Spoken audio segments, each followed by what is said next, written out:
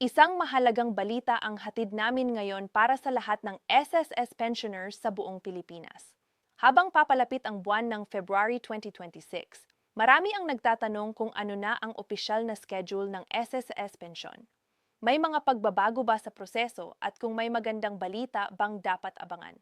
Sa bahaging ito, tatalakayin natin ng malinaw at detalyado ang pinakabagong update upang maging handa at maalam ang bawat pensioner. Ang SSS pensyon ay isa sa pinakamahalagang pinagkukunan ng buwan ng suporta ng milyon-milyong retirado, may kapansanan at mga naulilang benepisyaro. Kaya naman anumang anunsyo tungkol sa schedule o pagbabago ay may malaking epekto sa pangaraw-araw na pamumuhay ng mga pensioner.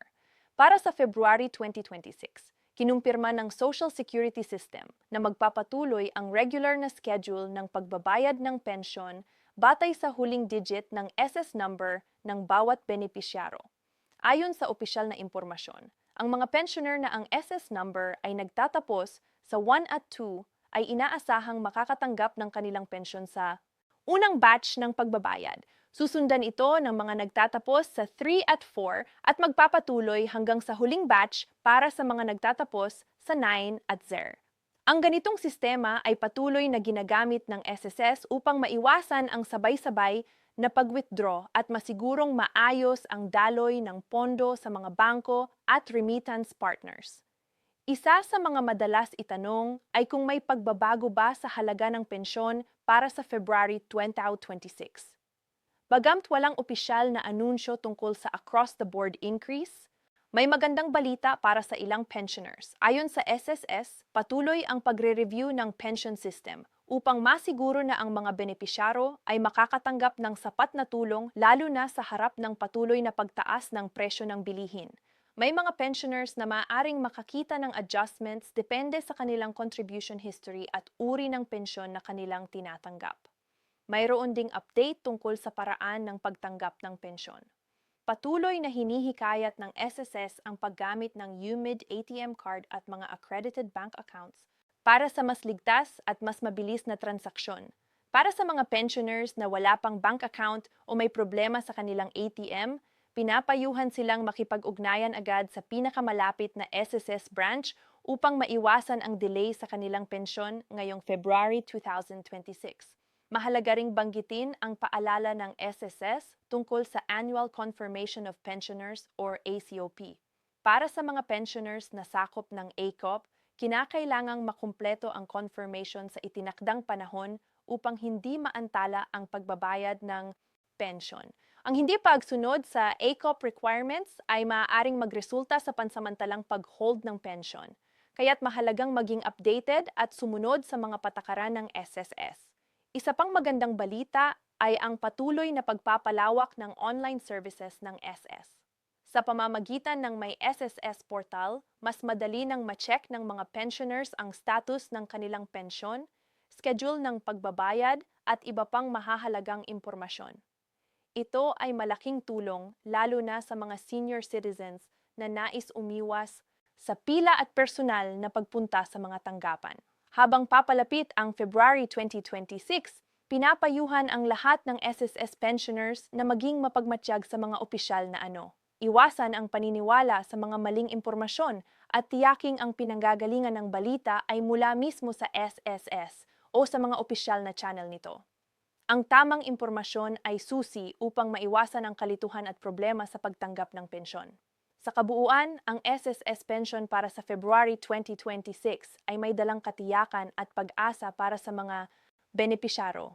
Sa kabila ng mga hamon, patuloy ang pagsisikap ng SSS na mapabuti ang sistema at masiguro na ang bawat pensyoner ay makakatanggap ng kanilang karampatang benepisyo sa tamang oras. Ito ang unang bahagi ng ating talakayan at sa mga susunod na bahagi ay mas palalalimin pa natin ang mga detalye kabilang ang mga posibleng pagbabago at karagdagang magandang balita na dapat abangan ng bawat SSS pensioner. Sa part 2 na ito, mas palalawakin pa natin ang mga mahahalagang detalye tungkol sa SSS. Pensyon ngayong February 2026.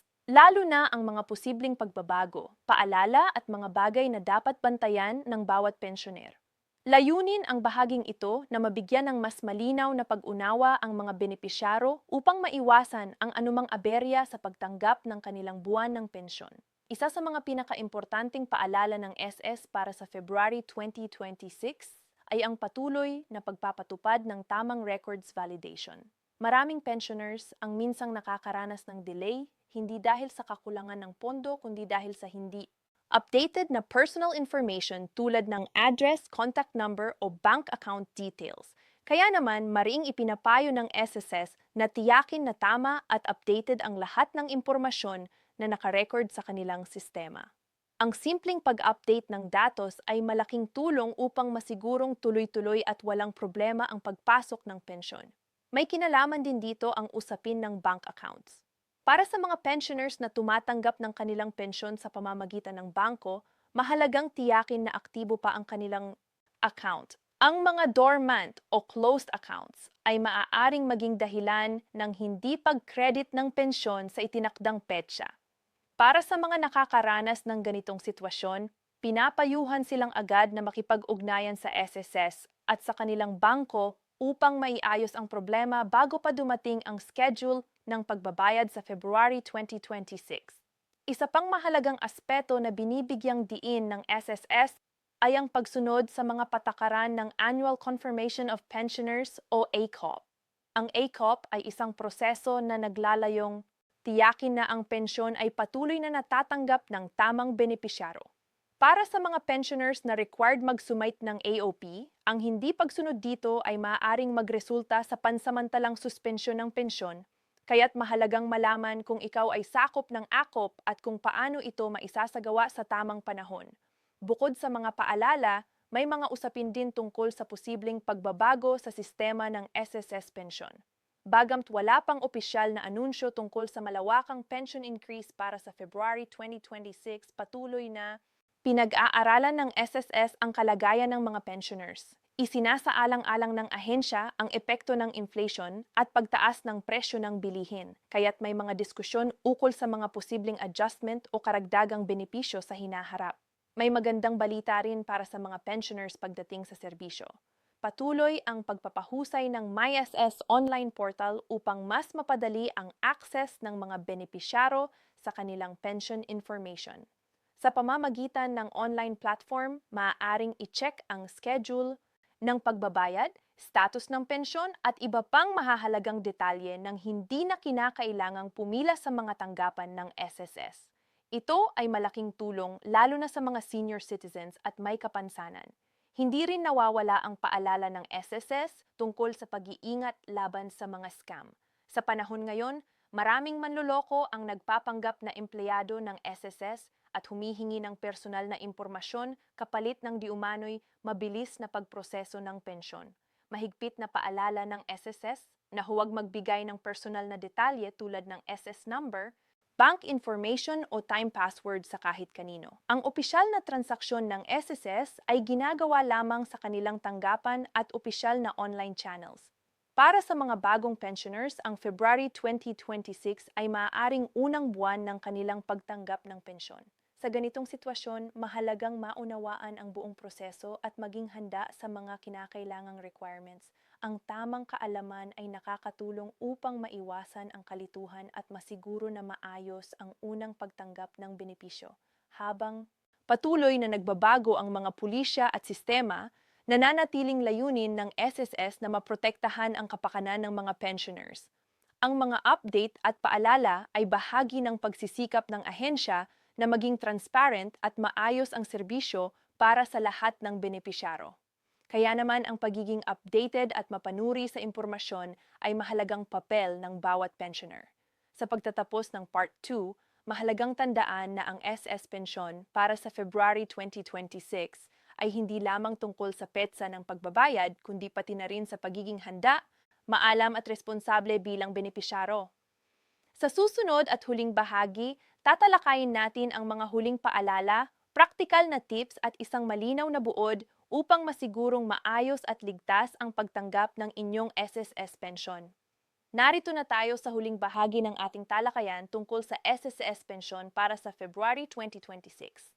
Sa part 3 na ito, pag-uusapan natin ang mga huling paalala, praktikal na gabay at malinaw na buod upang masigurong ang bawat pensioner ay handa, panatag at may sapat na kaalaman sa pagtanggap ng kanilang pensyon. Mahalaga ang bahaging ito, lalo na para sa mga nais makaiwas sa problema at nais matiyak na tuloy-tuloy ang kanilang benepisyo.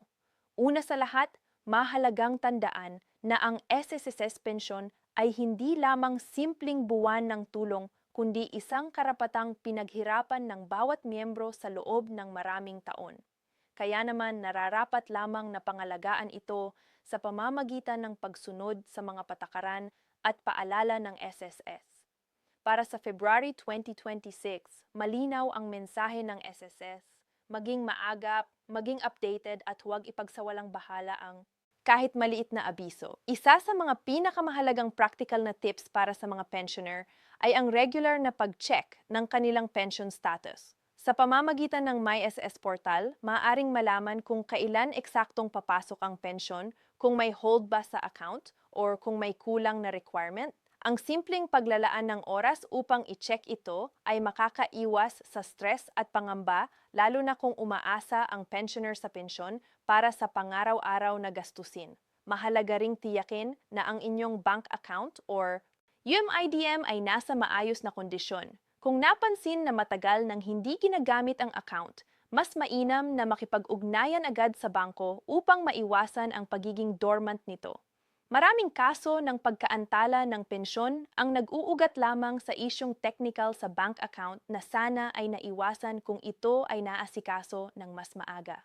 Para naman sa mga pensioners na sakop ng Annual Confirmation of Pensioners o ACOP, huwag itong baliwalain.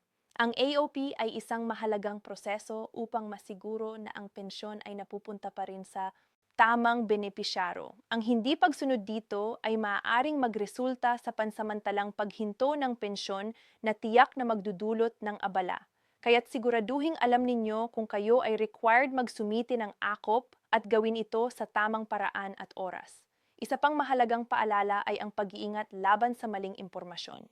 Sa panahon ngayon, mabilis kumalat ang balita lalo na sa social media.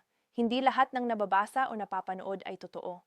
Ang SSS ay may opisyal na website at mga verified social media accounts kung saan inilalabas ang mga tamang anunsyo. Ugaliing doon lamang kumuha ng impormasyon upang maiwasan ang kalituhan at panlilinlang. May magandang balita ring dapat tandaan ng mga pensioners. Patuloy ang pagsisikap ng SSS na pagandahin ang serbisyo at sistema. Bagamat maaaring walang agar malaking pagbabago sa halaga ng pensyon sa February 2026, malinaw na patuloy ang pag-aaral at pagsusuri ng ahensya upang mapabuti ang kalagayan ng mga benepisyaro sa hinaharap. Ito ay nagbibigay ng pag-asa at katiyakan na ang boses ng mga pensioners ay patuloy na naririnig. Sa pangaraw-araw na pamumuhay, mahalaga ring gamitin ng wasto ang natatanggap na pensyon. Ang maayos na pagbabudget at paglalaan nito sa mga pangunahing pangangailangan tulad ng pagkain, gamot at bayarin ay makakatulong upang mas maging sapat ang pensyon hanggang sa susunod na buwan. Ang responsableng paggamit ng benepisyo ay isang paraan ng paggalang sa sariling pinaghirapan at sa sistemang nagbibigay ng tulong. Sa kabuuan, ang SSS pensyon para sa February 2026 ay may dalang mensahe ng paalala, paghahanda at pag-asa. Sa pamamagitan ng tamang impormasyon, maagap na aksyon at patuloy na pakikipag-ugnayan sa SSS, masisiguro ng bawat pensioner na ang kanilang pensyon ay matatanggap ng maayos at walang aberya. Ang kaalaman ay sandata at ang pagiging handa ay susi sa kapanatagan. Sa pagtatapos ng ating talakayan, naway nagsilbing gabay at tulong ang mga impormasyong ibinahagi para sa inyong paghahanda sa SSS pensyon ngayong February 2026. Patuloy na maging mapanuri, manatiling updated at huwag matakot magtanong sa tamang ahensya kung may alinlangan. Ang inyong pensyon ay mahalaga at karapat-dapat itong pangalagaan. Maraming salamat sa inyong pagtitiwala at naway maghatid ng kapanatagan at magandang balita ang darating na buwan para sa lahat ng SSS pensioners. So,